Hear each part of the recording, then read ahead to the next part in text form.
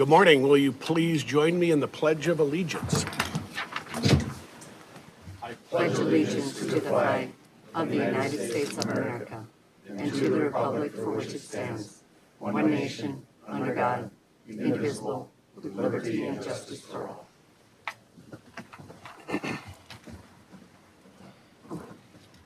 Thank you for that, and welcome to this Carver County Board of Commissioners meeting, October 21, 2025.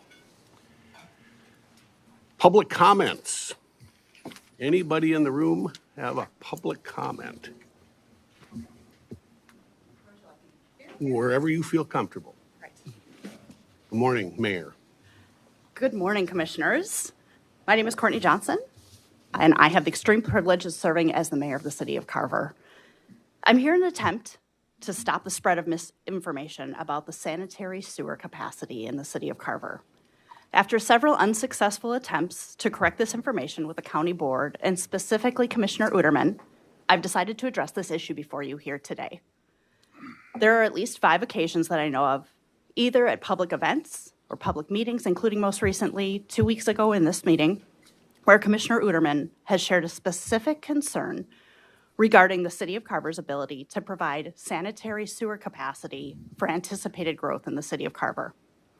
For the record, I think as many of you know, the City of Carver joined the Met Council system in 2010, meaning our wastewater is treated at the Metropolitan Council's Blue Lake Wastewater Treatment Plant in Shakopee, no different than almost every community in the metropolitan area, including Chaska, Chanhassen, Victoria, and Waconia.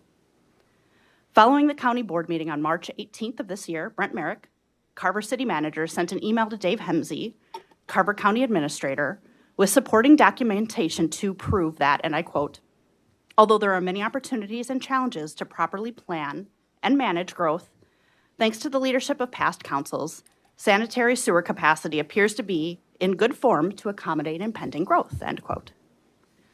Last month, I reached out to Deb Barber, the interim chair of the Metropolitan Council and our council representative here in District 4, to get the information straight from the source. The response, which I emailed you last night and placed on each of your places, states that the capacity of the Blue Lake Wastewater Resource Recovery Facility is secure and has sufficient capacity to support planned regional development. Just as the City of Carver has extensive plans in place so that we're ready for the anticipated growth of our community, the Metropolitan Council is planning for the region's growth too. It's their job. A proactive, phased improvement plan is already in place to ensure the Met Council will meet the capacity of the region's needs through 2050 and beyond. Wastewater capacity is not a constraint on the development service area. That's a quote that's taken directly from this document. My request, and the reason why I'm here today, is for the county board to address and hold those accountable when misinformation is spread. The City of Carver's anticipated growth is not dissimilar to other cities in eastern Carver County. However, for reasons that are not clear to me, we seem to be continuously identified by Commissioner Uterman, whose district does not include the City of Carver, as a source of concern. My fear is that this information related to our sanitary sewer capacity may lead, or even worse, already has led to a developer passing on the City of Carver without calling to check in first. I would appreciate your partnership in this endeavor. Thank you all for your time and consideration. Thank you. Thank you, Courtney. Anybody else? Yes, come on up. We can have your name and address, where you're living. Hi, good day. My name is Lori Sayre, and my address is 1005 Sunny Ridge Drive, Carver, Min 55315. Oh, Welcome. thank you. So Mr. Chair and Councilmember Lynch, Councilmember Fay, Councilmember Utterman, and Councilmember Anderson. Like I said, my name is Lori Sayre. So, sorry, I feel like I'm not doing good on the microphone thing here. You sound great. Okay. And also, now I have this challenge of I might need my readers. So I'm also an elected official. So we had our city council meeting last night. I'm elected official for Carver, the city of Carver. And last night, though, somebody was able to do this, like read and then still look above. So I might be trying that soon. We call that the Chuck Schumer. I'll have to look into that, which is kind of my reason for being here is there's some things that I need to do my homework and look into. But first, I want to address you as a fellow elected official, and that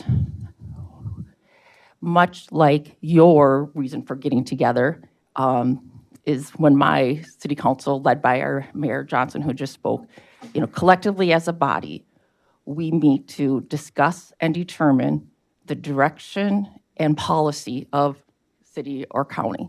I live in Commissioner Fahey's area, and I've had to learn a lot on just communication. I've been in the council for over 6 years, and before that, involved with different committees that you could be appointed on, and even just in my introduction today, when I said "good day," like that's something I'm working on at work because I'm on a global team. So I used to say "good morning," and it bugged me when somebody said "good afternoon" and my day had just started. But that in the role of the leadership, we have to think of when we say something, who's ever listening, how are they discerning it? And just really have discernment. Because if we're saying something like it's a fact, we need to say that. Or if we're saying something like it's an opinion, we need to help our constituents differentiate. So it was brought to my attention that that's not always comes across.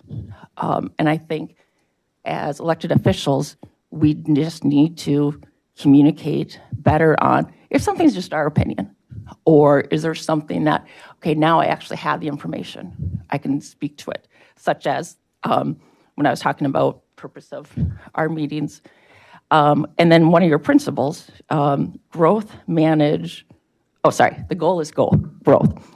It's to manage the challenges and opportunities resulting from growth and development. And that's the hardest part for me, is we don't have a lot of facts on that. We're just using our best judgment. We're collaborating as a collective body. But when we say things as elected officials, it has a lot more weight. So I have more homework to do. I'm going to be attending a city meeting tonight where we're having somebody from Met Council present. And there's some things I need to research before I could speak to, such as if there was a concern about water capacity. I'm going to get my information, and then there might be some things where I do have an opinion, but also I'll go and look for more information. If there's something that I have a doubt on, I'm going to go to the source and find out, how do I discern what is possibility a risk? Because that is just the biggest challenge to plan for growth. Those are my comments, so thank you for giving me the opportunity to share. Thank you, Lori. Good day. I don't think you ever used your glasses. So. We are, this is the topic. This Carver County Board will be kicking off our comprehensive plan for 2050 next month in November. So we are going to get started on these issues. I'm assuming all the cities and townships in the county will be doing the same. It's a long, expensive process, but it'll tell us a lot more about, where we're all going. And so appreciate your comments. And I'm going to be more careful about what I say, Lori. But thank you very much. Anybody else in the room? Seeing none, I will take a motion to approve the agenda. Mr. Chair, I'll move, but I do want to pull one thing off if we can, item number 2.6. If we can pull that off separately, I intend to vote no on that, but I wanted to have a conversation about it. That being the amendment to number 1 to construction contract with Urban Edge. How did that motion go? You're approving the consent agenda minus 2.6. Correct. That is the motion? Yep. Is there a second? Is there a second for that motion?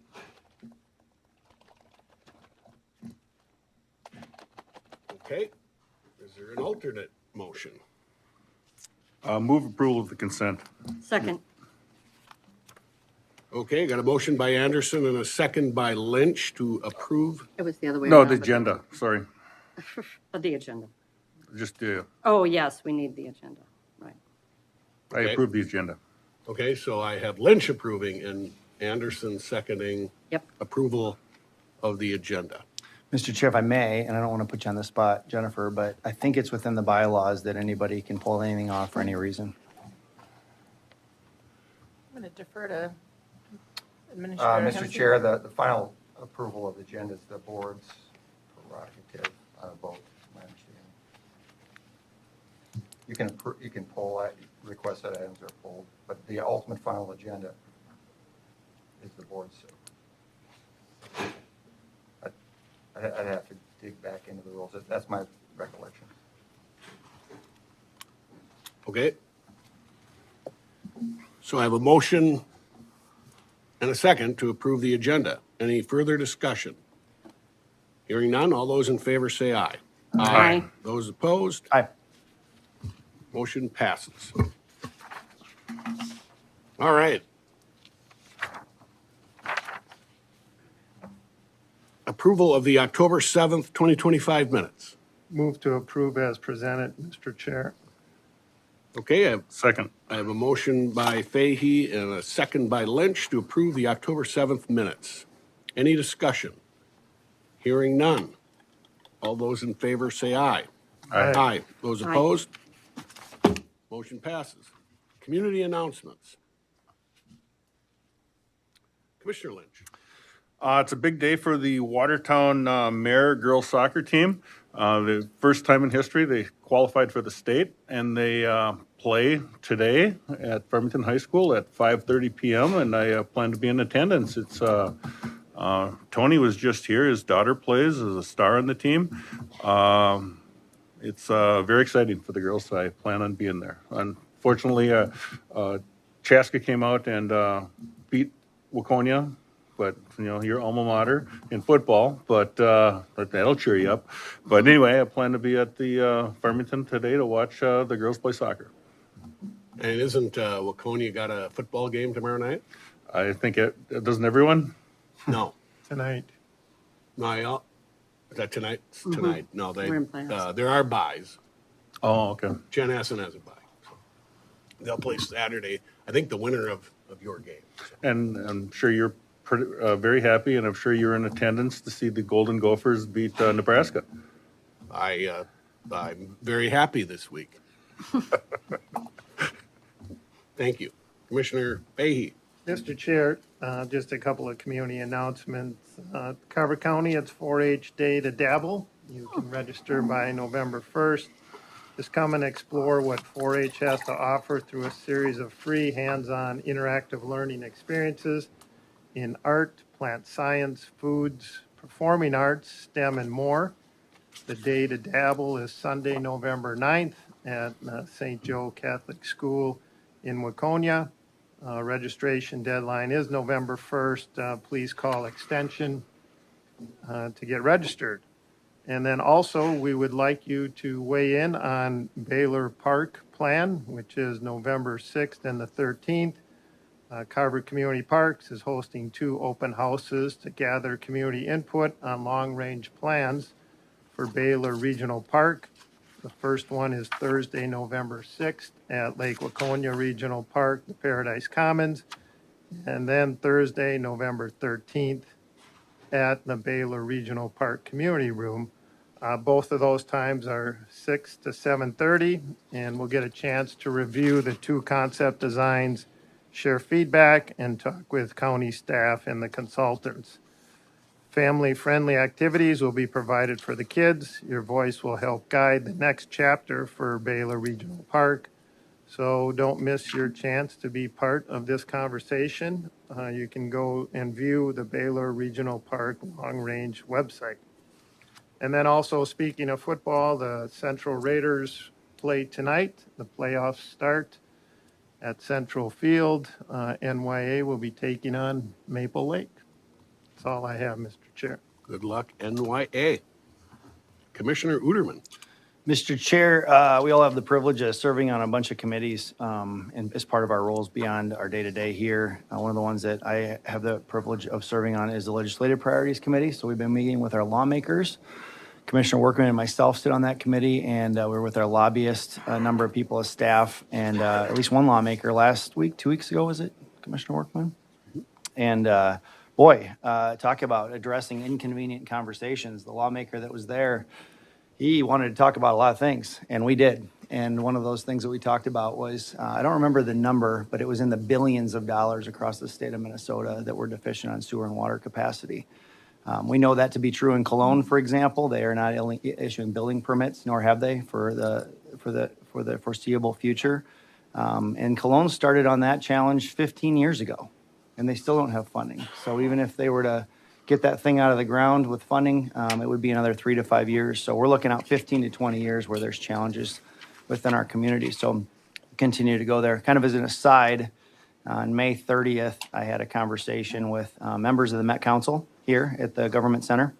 Michael Sund, Kyle Colvin, Sean James, and Deb Barber, albeit Deb was not the interim chair of the Met Council at that time. This was under Zelli.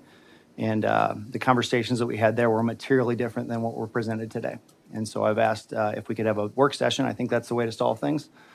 Some people do it differently. It's a style issue. I agree with Councilmember Sayer that communication is key. And I think that sometimes you got to solve those things with a work session. So I'd ask staff through the regular proceedings of the 2050 comp plan that we have this conversation. The lawmaker that we were with expressed concern for 2 areas on the western side of the county that are, I don't know if he used the word dire, but he did say the significant pressures within water and sewer capacity. I believe those were New Germany and Watertown.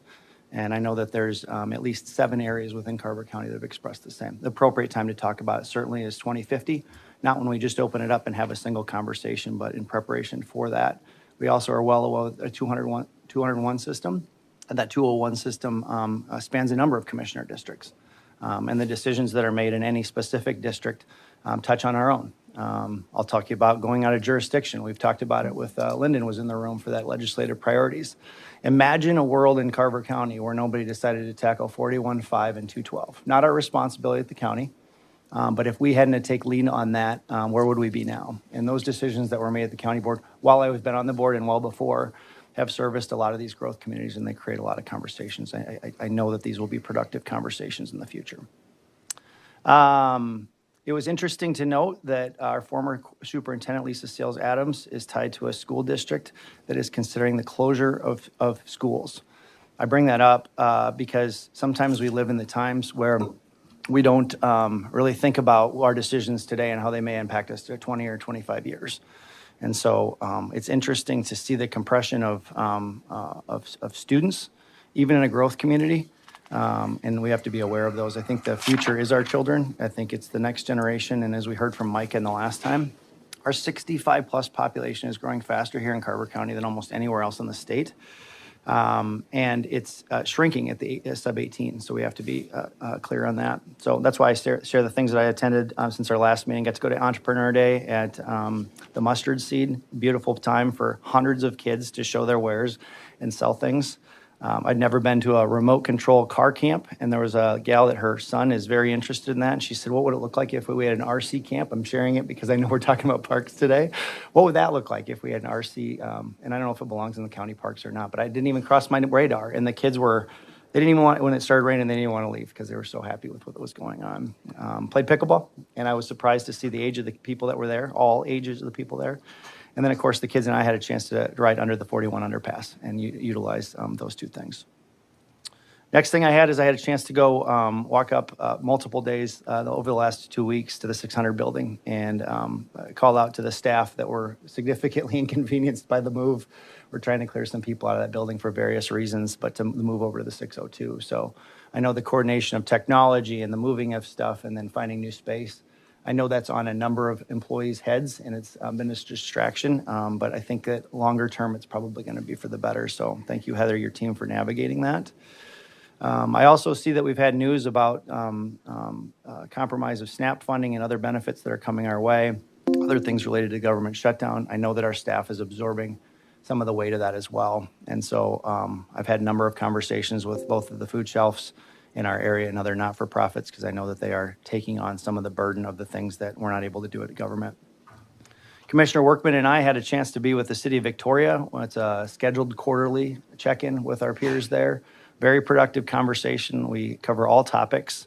We get the good humor of Commissioner Workman. We tackle a lot of good conversations. We're strategic and looking in the future. So they shared with us the announcement of Athlete Village, which we should all be celebrating, I believe.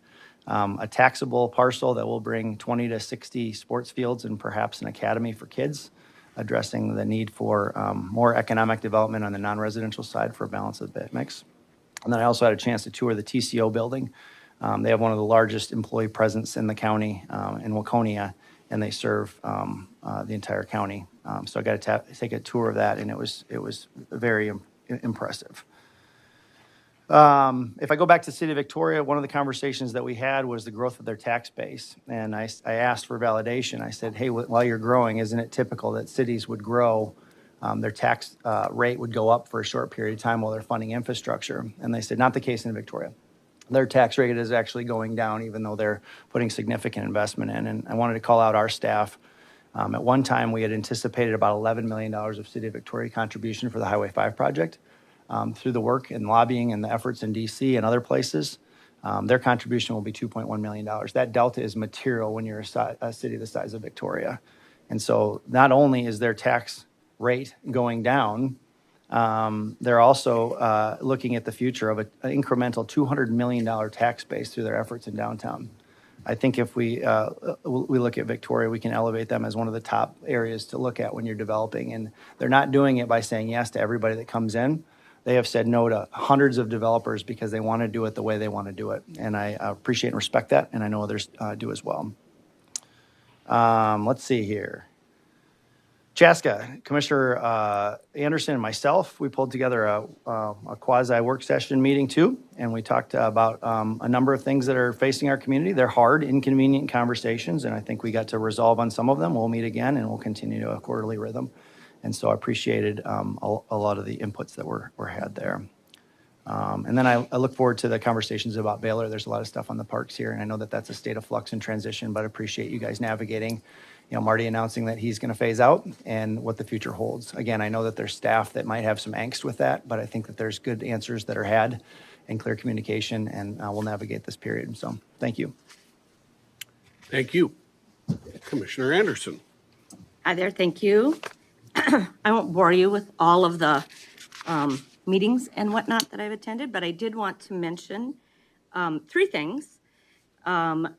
On Saturday, November 1st, the Chaska Historical Society is having an annual meeting, and the title is Voices in Chaska Government Today, and it will be feature Mayor Taylor Hubbard, Council Member Michaela Hatfield, and Assistant City Administrator Elise Durbin. So that's at 10 a.m. at the American Legion Rose Room, if you want to attend that.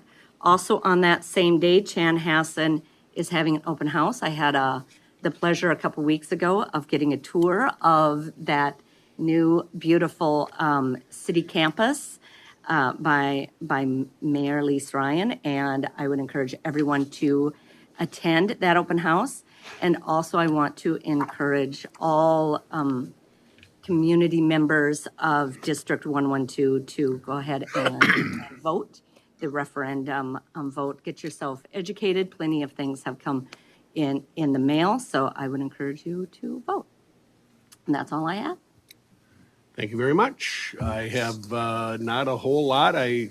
Commissioner Uterman reminded me of that Victoria meeting, and I told him I was having a hard time listening to him because he had a yellow blotch on his shirt. It appeared to be something like a Hawkeye logo or something from Iowa, and we do, in fact, go down to Iowa this Saturday for a tilt with the Hawkeyes, and may everybody play well, not get hurt, but the Gophers, of course, we want them to be victorious. And so we'll have more about that next week. But that's it. Thank you.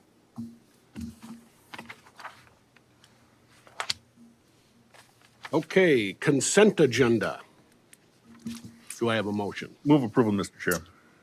Second.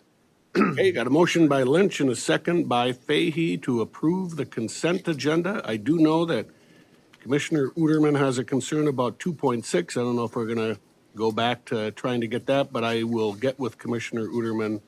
Maybe he just has a question. Mr. Chair, if I may, I do believe it's within our bylaws that anybody at any time can pull anything off consent. So I'd again ask that we pull 2.6. I don't know that there's too much of a question, but I'd love to hear the context. I think that the flavor for why I'm doing so is I think it's lost on some people how tight our budget is this year and how tight it's going to be the next year and how tight it's going to be the following year. And when we have 50 or 60 or $70,000 change orders, I think they need to go checked. And that's what this item is. And so, again, I'd appeal to the board to follow our bylaws and pull it off for consent and for a separate vote. Otherwise, I'm going to abstain for the vote for consent. Okay? Mr. Chair, Mr. Hanson. we do have the language in Attorney Jennifer. Tishy can, I went way back in time. Tishy can. Would you pull that microphone toward you, David? Yeah. It is consistent with what Administrator Hemsey indicated, that prior to approval of the consent agenda, any member can propose removing an item for further discussion. Placement of an alternative item on the final agenda requires formal approval by the county board. So you can propose it, but it needs to be a majority vote. Correct. Okay. Thank you. Sorry, Jennifer. Okay, so I have a motion and a second. Any further discussion on the consent agenda? Hearing none, all those in favor say aye. Aye. Those opposed? One abstention.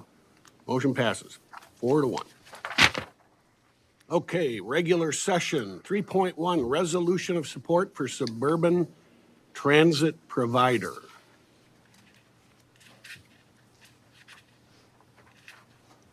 Morning, Mr. Chair. Good morning. Commissioners. Thank you. We're here to support our suburban transit providers. As you know, last session, there was a few legislative moves to change the way our suburban providers function. So obviously that's pretty concerning considering the partnership we have with Southwest Transit and what a great agency they are in serving our public. So with that, Eric Hansen, the CEO of Southwest Transit, asked the board to consider a resolution before you to support the suburban transit providers. Eric being the expert, I would, if I could, Mr. Chair, invite him up here to give you a little background on the issue. Excellent.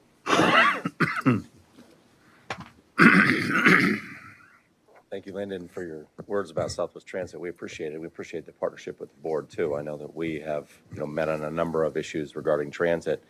I do want to provide a little bit of context as to why this is coming right now. I've been we have our own lobbying agenda, of course, and I've been working and having kind of direct meetings with a number of different legislators. I think I'm up to about 8, focusing on the House and Senate Transportation Committees as well as our local legislators. And I've had some interesting meetings, and initially I do think there is a movement to do a couple of things at the state legislature this coming year. One of them is elimination of suburban transit providers, the opt-outs, as we sometimes refer to them. There are 4 of us. And some of it actually, to be honest with you, in kind of a related issue is kind of what happened at the end of the session last year, where the county's funding for the regional sales tax was also potentially compromised. And I know that the board and a number of people were at the legislature talking about that. I will tell you that I had heard specifically that Representative Cagle, who is the DFL co-chair of the House Transportation Committee, had expressed in a public meeting some desire to do both of those things, to take money away from the counties, as well as eliminate the suburban transit agencies to give to the Met Council. I had a meeting with her last week, and she indicated to me that, yes, indeed, she is interested in those 2 issues in this coming session. Some of this is also being driven by some other representatives as well.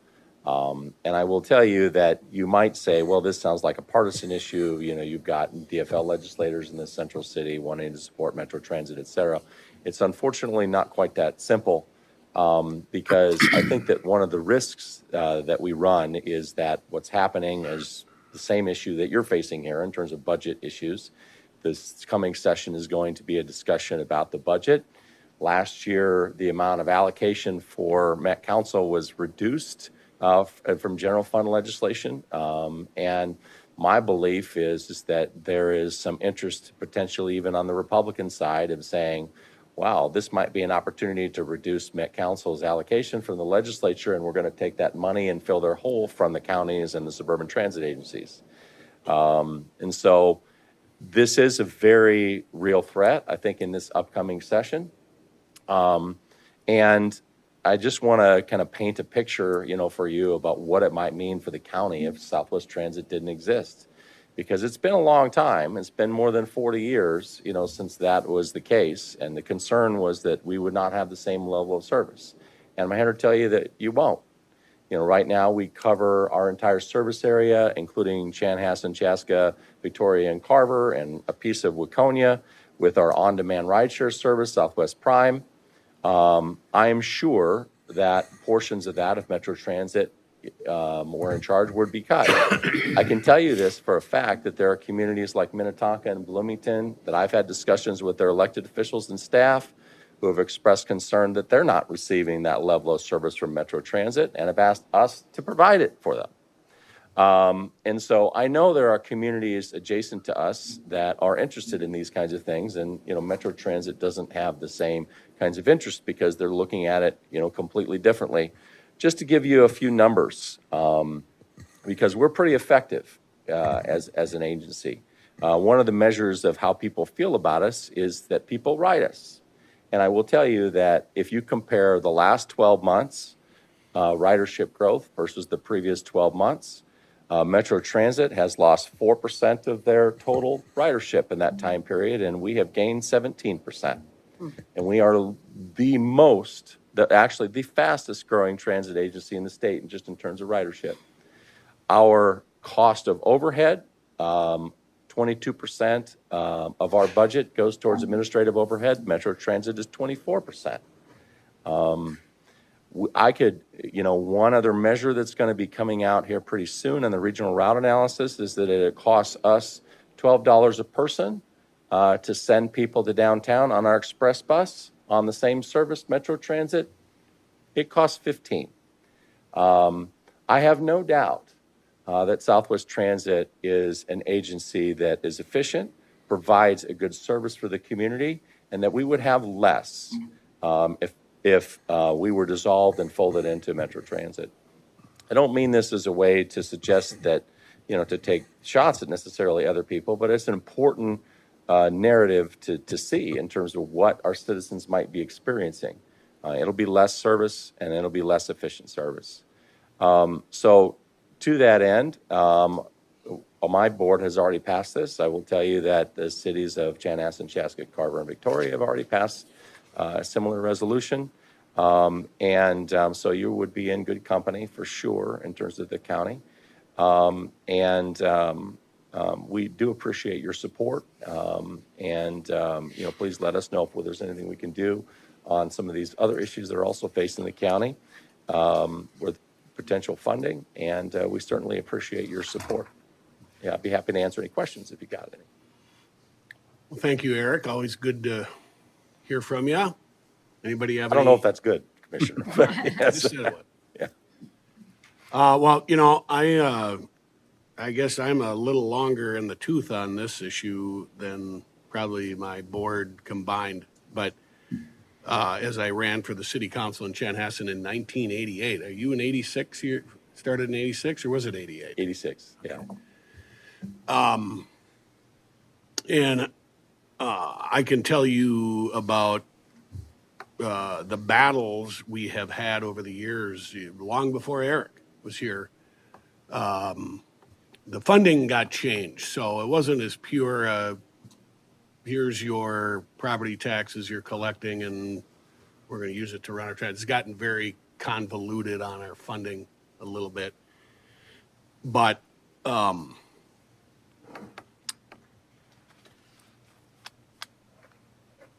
there's been an attack on our transit system, our opt-out transit system for a long time. And you brought up other communities who want the kind of transit we have, the nice cushions, the Wi-Fi, the flexibility. We sort of been fighting this issue for a long time. When I was in the legislature, I represented the west half of beautiful Shorewood on the shores of Lake Minnetonka and got together with the city manager there. And the city took the amount of taxpayer dollars going to transit and divided it by the ridership of Shorewood.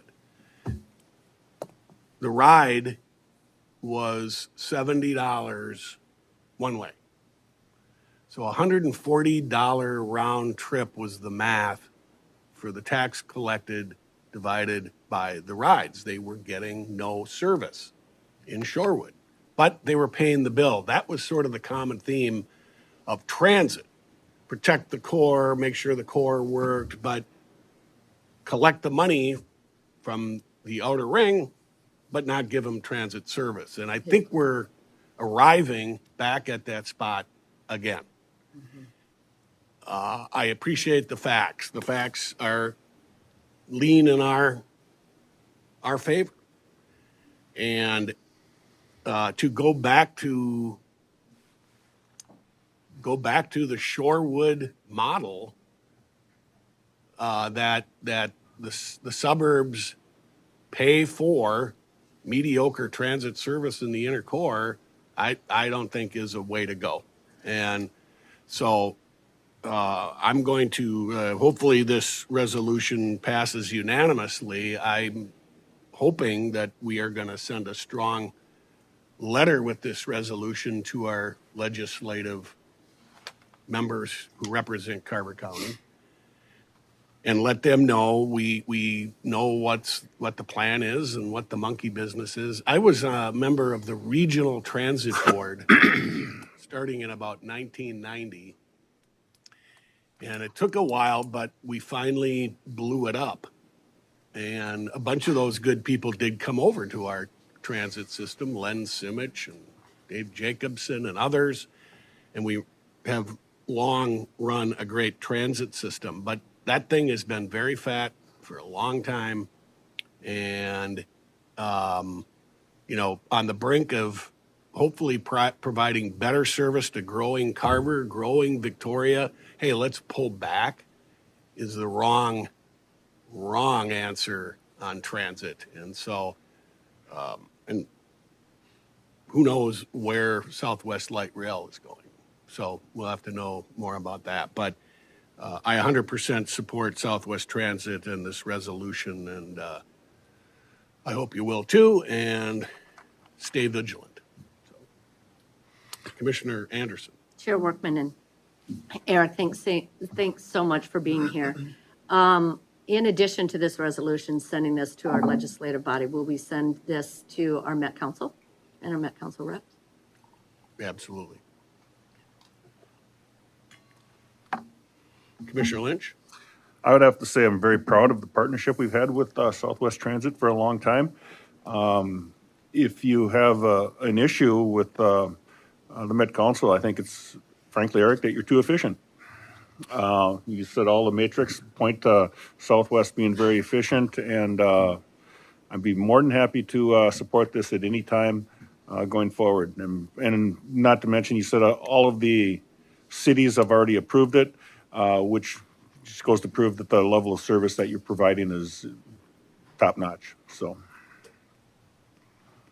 Mr. Chair and Commissioner Fahey. Eric, thank you for being here and providing the background. I'll make a motion to adopt the resolution of support for the suburban transit providers.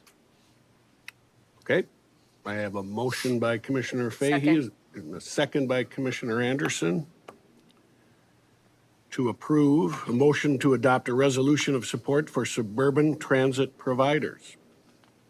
Any discussion on that? Seeing none, all those in favor say aye. Aye. Those opposed, motion passes. Thank you. Thank you very Commissioner. much. Appreciate it. You bet.